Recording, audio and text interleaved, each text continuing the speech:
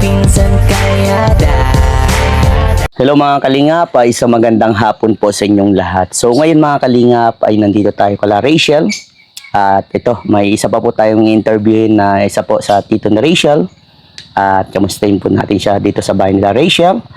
At yan mga kalingap, kung bago pa lang po ay sa aking YouTube channel, ako po si Vincent Calyada. Paki-like and share po nitong video ito para mapalawak pa po natin ang pagtulong po sa mga taong nangangailangan. At huwag niyo pong kalimutan na pindutin po notification bell para lagi po yung updated po sa mga bago kong uploads. At please po, don't skip ads kasi malaking bagay yan sa pantulong po natin. So tara mga kalingap, kamustahin po natin ang isa po sa tito ni Rachel na kapatid po ng kanyang mama. Tara po. So ayan mga kalingap, isa sa tito ni Rachel, Pogi anong pangalan? Maxine, Maxine. Ilang taon na po? 28. 28. So ayan, siguro kilala mo na ako sa pagkatao ko ako yung naka-scout kay Rachel. Pamusta ka naman po, Kuya Maxine? Okay lang. Okay lang. Kinakabahan ka ba sa vlog na to? Medyo. Medyo? Bakit hindi ka sanay na may nag-i-interview? Hindi. Parang Ngayon pa lang ako naka-interview. ngayon pa lang ikaw na-interview.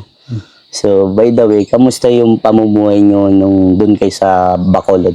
Ay, Bukidnon ba? Sa Bukidnon. Oo, Bukidnon. Mahirap na. Lagi nag-con kami. Nagbasok ba? Gagamas. Tatapas, ganun. Nagtapas ng tubo, magbasok, magguna. Yung ba yung pangunahing trabaho nyo talaga dun? Mahirap ang pamumuhay dun. Mahirap eh. Sa mas madaling kumita ng pera, dito o doon? Madaling kumita doon pero mainit lang. Mainit lang talaga. Farm. Yung sa farm. Talagang ang pamumuhay ng mga tao dun talaga yung farm, Kaya yung mga tao doon, kanang hindi pa kayo madali lang na matured yung ba. Parang mabilis magtanda ang mga tao dun. Okay, mainit lang yung tinatrabaho nila. Doon sila sa farm. Lahat pa kayo magkakapatid, ganun ang trabaho. Si Dudang lang yung nagkuhan sa Cagayan. Si Udang lang nagpunta sa ibang lugar, ganun. Sa Cagayan siya nagkuhan sa trabaho. At Din kami sa farm. anong naging trabaho ni Udang? Kuhan siya sa Cagayan kanang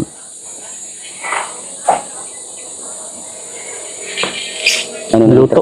Tagaluto. Tagaluto siya. Okay, para time na gano'n, nakatikim ako ng luto niya. Masarap siya magluto. Marunong siya magluto, lahat ng luto. Ikaw, anong mo? Talent mo ba? Kanta? Kunti lang, marunong magluto, kunti. Kunti lang marunong magluto. Kanta, marunong lang. Pero ikaw, wala ka pang asawa. Wala pa, binata pa. Ayaw mo mag-asawa? Ayaw ko na mag-asawa siguro. Ba't ayaw mag-asawa?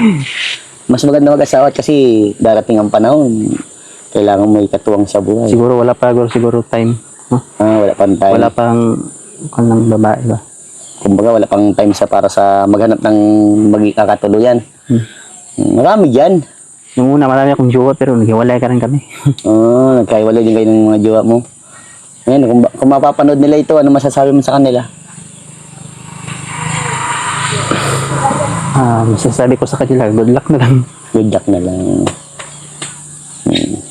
Dahil mo ata naging jowa, gwapo ka eh. Nung una, marami. Yung ngayon, wala na. Nung una, marami. Siguro, wala nang nagkuhan kay tanda na. Naghabol. Pero nakapagtapos ka ba ng pag-aaral, Maxine? Wala. Hindi ka nakatapos ng pag-aaral. Hanggang Grade 5 lang. Grade 5 lang. Talagang Hindi kami nag-aaral kasi wala nang kuhan. Walang magastos. Walang magastos. Walang pang gastos. Kasi sa hirap ng buhay doon. Dati ba, gano'n lang talaga ang trabaho kahit nila mama mo? Gano'n ang pagpatatapas. Ang guna ng kuhan. Tubo. Tanim ng mga palay. Mga mais. Yun ang tinatrabaho namin. Kung ikaw, Maxine, kung bibigyan ka ng pagkakataon, anong gusto mong tulong ang matanggap mo? Kahit anong tulong. Kahit anong tulong. Basta may Panghanap tulong buhay, mga ganun. Kahit anong tulong, tatanggapin mo. Tiyatsagaan namin yan. Kahit anong tulong yan. Pagtsatsagaan mo. Magka-tanong sa amin. Dapat lang tiyaga talaga ang pinaka-the best sa buhay ng isang tao. Dahil pag hindi nagtiyaga, walang mangyayari, no? Katulad nyo, nagtiyaga kayo din sa bukid nun na magtapas para lang kumita ng pera. Ganun dapat ang isang tao. Ano? Pero sabi ni mama nyo, ni Udang, maganda nga daw sa bukid nun eh. Na talagang malamig. Siguro open area lang yung ano. Malamig ang kwan doon. Pagkagabi. Paggabi. Araw-araw, malamig rin.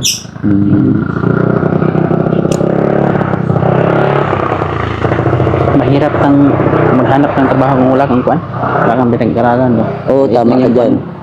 Mahirap magtrabaho mo lang pinag-aralan. Hindi ka talaga makahanap ng magandang trabaho. Hindi ka talaga maghanap ng trabaho dyan lang sa farm. Farm lang talaga Lahat pinaka-ano. ng mga tao doon, ganyan rin. Parang mga kasambahay, mga ganun ang trabaho. Yung mga kapitbahay namin, ganun rin yung mga trabaho nila. Kasi naman sila yung mga asawa. Trabaho pa rin sila ng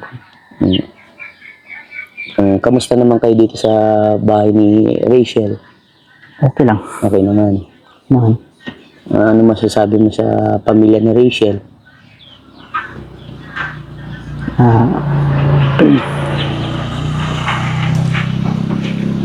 Salamat kasi sila nga kuan nabagoy lang kinabuhi karon. Mayo na ilang pagkuan. Yan. Sinay. Bakit? Ba't natitiri ay? Ba't parang naiiyak? Anong nangyari? Malungkot ba? Bakit malungkot? Masaya lang sa kuan ba. Natulong nila. Ganito nila ang buhay ngayon. Kasi nung una kuan sila. Yung talagang taghirap ano. Taghirap talaga sila. Pero ngayon masaya ka dahil sa nangyayari sa buhay nila. Siyempre, proud tito ka niyan, di ba? Mas lalo kung nabubuhay pa si Nanay Chris. Proud yun. Si Nanay Chris, ano ba kayo nun? Close kayo nun? Hindi, nung panahon na nabubuhay siya. Close pa rin. Close pa rin.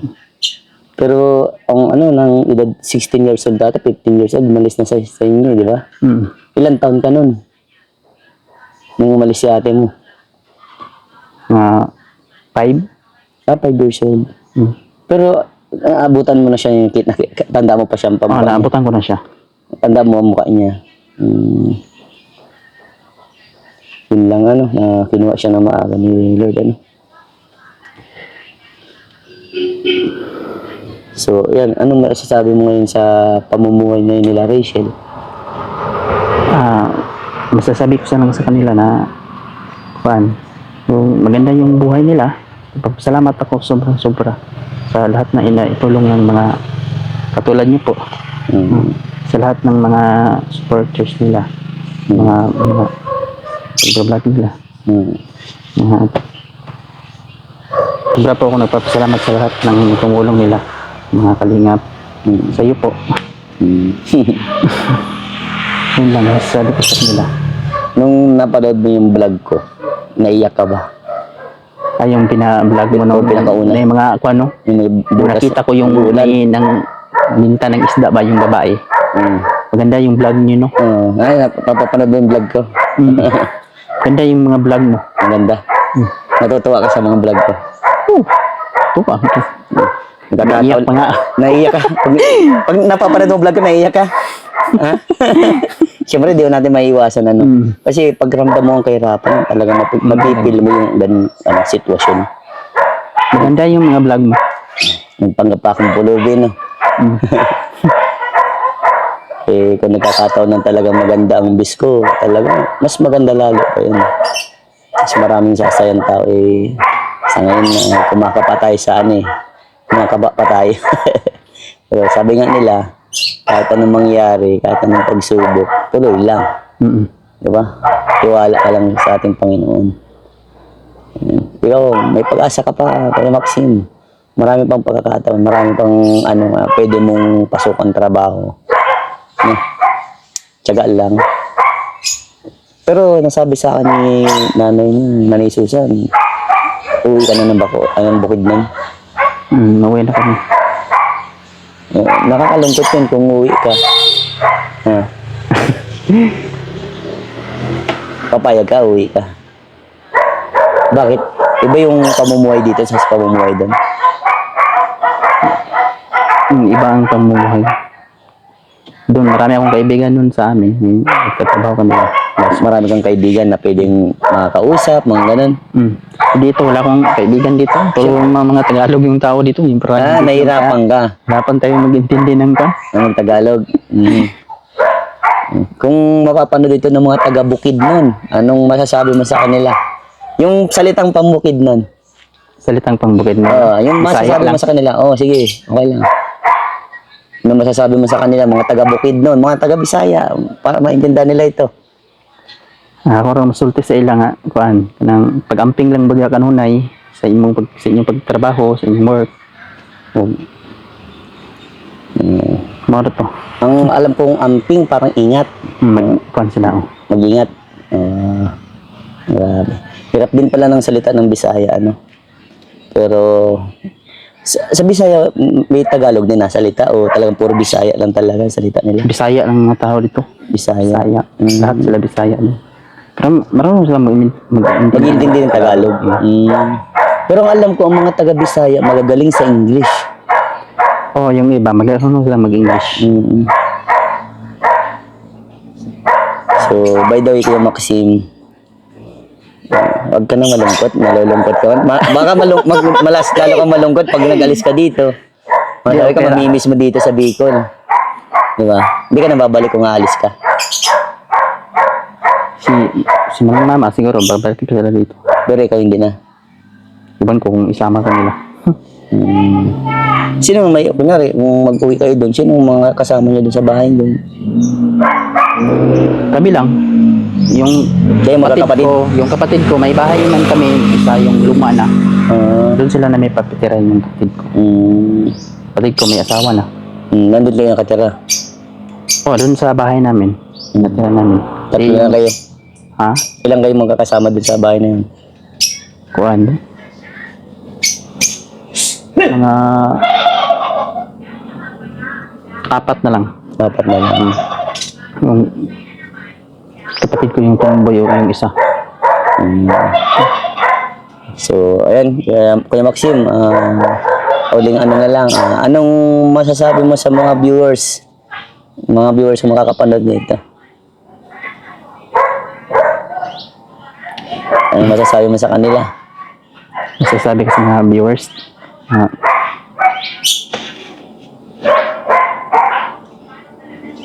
ano masasabi mo?